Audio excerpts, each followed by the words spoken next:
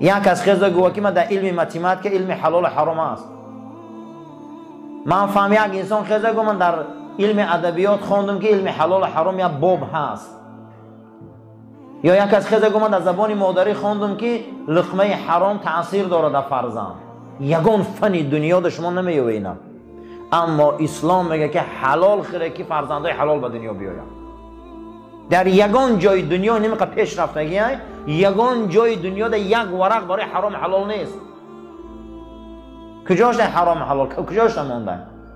اما اسلام میگه همون روز این ابرمرد از مال حلال زن گیری، خاندان حلال در دست زد، از او فرزند خدا داد چه عمر ابن عبدالعزیز، این خلیفه عالم اسلام شد.